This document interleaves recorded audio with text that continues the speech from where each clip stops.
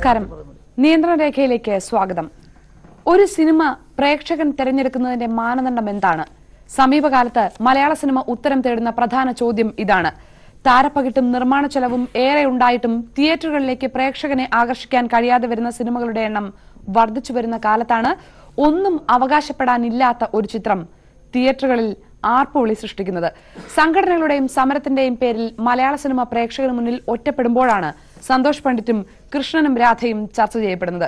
നിയന്ത്രണ രേഖ ഇന്ന് ചർച്ച ചെയ്യുന്നത് ഈ ചോദ്യമാണ്: സന്തോഷ് പണ്ഡിറ്റിന്റെ സിനിമ കാണുന്നത് ആരാണ്? ചർച്ചയിൽ പങ്കെടുക്കാൻ നമ്മളോടൊപ്പമുള്ളത് സന്തോഷ് പണ്ഡിറ്റ് കോഴിക്കോട് നിന്ന് ചേരുന്നു.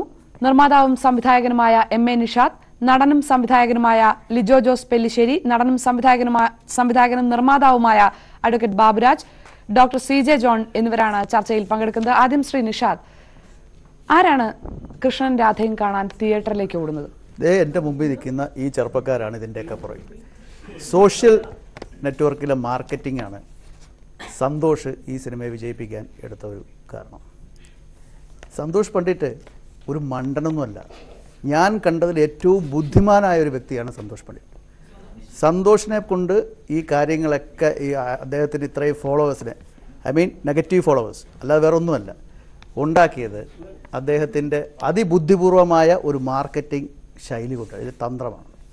തീർച്ചയായിട്ടും സന്തോഷ് പണ്ഡിറ്റിനെ പറ്റി പറയുമ്പോൾ എനിക്കും ചിരി വരും, ഷാനിക്കും വരും, ഈ ഇരിക്കുന്ന എല്ലാവർക്കും ചിരി വരും.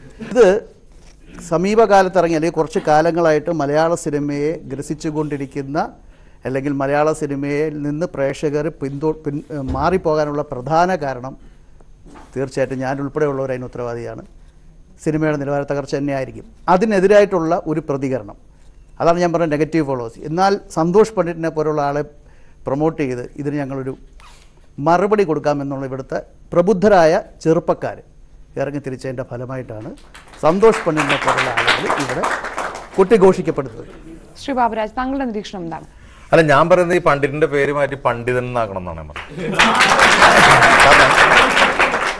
എന്നെ എന്ത് പറഞ്ഞാലും എനിക്ക് കുഴപ്പമില്ല. എന്നെ തന്തയ്ക്ക് വിളിച്ചോളൂ, തള്ളയ്ക്ക് വിളിച്ചോളൂ, അതെ, വിളിക്കുന്നവരെ പ്രോത്സാഹിപ്പിക്കുക. അതിനെ സിനിമ എന്നല്ല പറയുന്നത്. അതിനെ നിങ്ങൾ എന്ത് പറഞ്ഞാലും അതിനെ സിനിമ എന്നല്ല പറയാം. അത് പണ്ട് നമുക്കൊരു ഷക്കീലത്തരംഗം ഉണ്ടായില്ലേ, അതിന്റെ പുറകെ കുറച്ച് ആൾക്കാരുണ്ടായിരുന്നല്ലോ, പക്ഷെ അത് നിലനിന്നില്ലല്ലോ. അപ്പോൾ അതുകൊണ്ട് ഇത് എനിക്ക് പറയാനുള്ളത് നമ്മുടെ കൊച്ചനിയന്മാരോട് പറയാനുള്ളത്. കാരണം ഇവരാണിത് പ്രോത്സാഹിപ്പിക്കുന്നത്.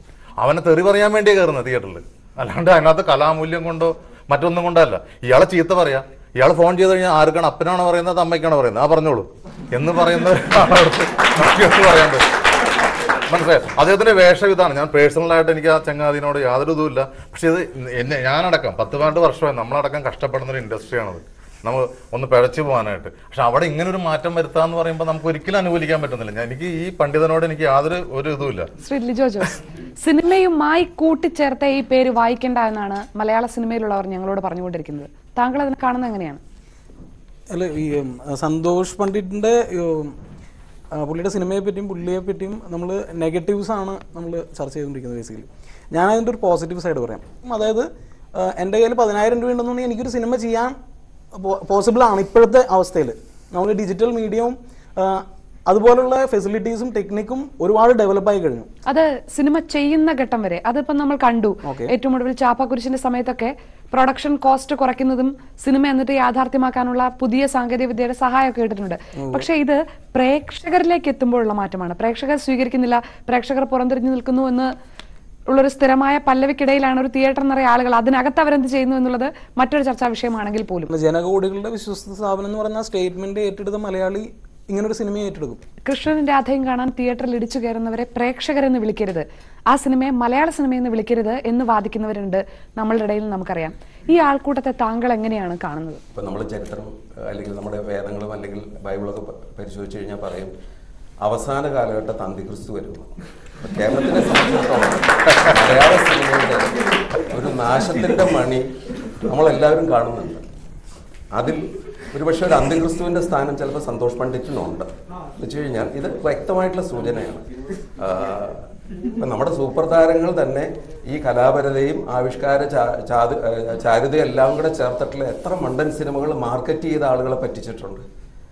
അതിലേക്കാണ് നിലവാര താഴ്ചയുടെ ഔന്നിത്യം മാർക്കറ്റ് ചെയ്ത് എത്ര പെട്ടെന്ന് പൊതുജന മധ്യത്തിലേക്ക് വരാം എന്നുള്ളത് സന്തോഷ് പണ്ഡിറ്റ് കാണിച്ചു കൊടുക്കുന്നത്. ശ്രീ സന്തോഷ് പണ്ഡിറ്റ്, ഇവിടെ നിന്നുള്ള പ്രതികരണങ്ങൾ താങ്കൾ കേട്ടിട്ടുണ്ട്. ഇതിനകം ഈ 2 ആഴ്ചക്കിടയിൽ കേരളത്തിലെ താങ്കളുടെ സിനിമ കണ്ട പ്രേക്ഷകർ എന്ത് പറയുന്നു എന്ന് താങ്കൾക്കേ അറിയൂ. താങ്കൾ പറഞ്ഞാലേ അതിന്റെ സത്യം ഞങ്ങൾക്കും അറിയൂ.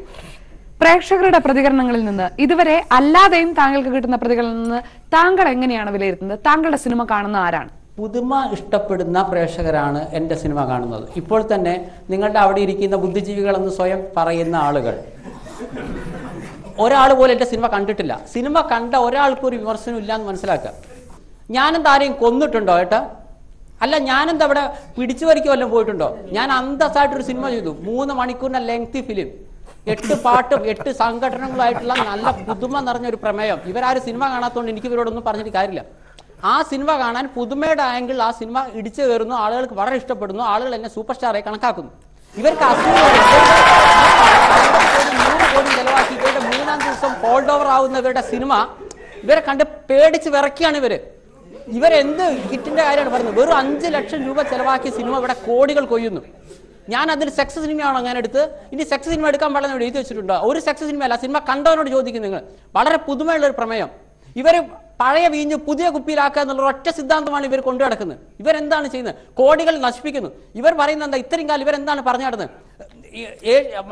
പ്രധാനപ്പെട്ട ചാനലുകളിലെ സ്ത്രീകൾ മുഴുവൻ ചാനലിലെ സീരിയലിന്റെ മുന്നിലാണ്. ഞങ്ങളുടെ സിനിമ ഇറങ്ങിക്കഴിഞ്ഞാൽ അന്ന് തന്നെ യൂട്യൂബിലെല്ലാം വരുന്നോണ്ട് കാണാൻ മനുഷ്യന്മാരില്ലാന്ന്. എങ്കിൽ എൻ്റെ 8 പാട്ടുകളും ജനങ്ങൾക്ക് ബൈഹാർട്ടാണ്.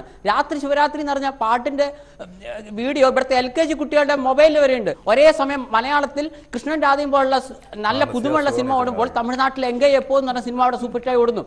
അവിടെ സുബ്രഹ്മണ്യപുരം ഓടുന്നു. എന്തുകൊണ്ട് ഓടുന്നു? ശ്രീ സന്തോഷ് പണ്ഡിറ്റ്, താങ്കൾ സുബ്രഹ്മണ്യപുരവുമായും മൈനയുമായും അങ്ങാടി തെരുവുമായും എങ്കേയും എപ്പോന്നുമായും ഒക്കെ താങ്കളുടെ സിനിമയെ കമ്പയർ ചെയ്യുന്നോണ്ട് ചോദിക്കുന്നതാണ്. താങ്കൾ ഈ സിനിമ ഏതെങ്കിലും ഒന്ന് കണ്ടിട്ടുണ്ടോ?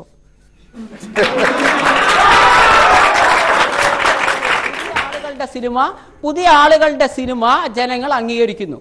പുതിയ ആളുകളുടെ സിനിമ അംഗീകരിക്കുന്നു. ഇത് കാണുമ്പോൾ ഇവർക്ക് പേടിയാണ്. ഇവർക്കൊക്കെ ചാൻസ് നഷ്ടപ്പെടുമെന്ന് എനിക്ക് ഇവരോടൊന്നേ പറയുള്ളൂ. കുറെ 100 പുതിയ ആളുകൾ വന്നു വെച്ചിട്ട് ഇവരുടെ ചാൻസ് പോകുന്നില്ല. ഇവർക്ക് കിട്ടേണ്ടത് ഇവർക്ക് തന്നെ കിട്ടിയിരിക്കും എന്ന് വെച്ചാൽ ഇങ്ങനെ പേടിച്ച് വരച്ച് എന്നെ ശത്രുവായി കണക്കാക്കേണ്ട കാര്യമൊന്നുമില്ല. ഇതുപോലുള്ള പുതിയ ചുരുങ്ങിയ ലോ ബജറ്റിൽ ഇവരൊക്കെ 100 ജന്മം ജനിച്ചാൽ ഇവർക്ക് 5 ലക്ഷത്തിൽ സിനിമ ചെയ്യാൻ പറ്റുമോ? എങ്കിൽ കാണിച്ച് ജനങ്ങൾ കാണട്ടെ. നിങ്ങളുടെ ഭാഗത്തുനിന്ന്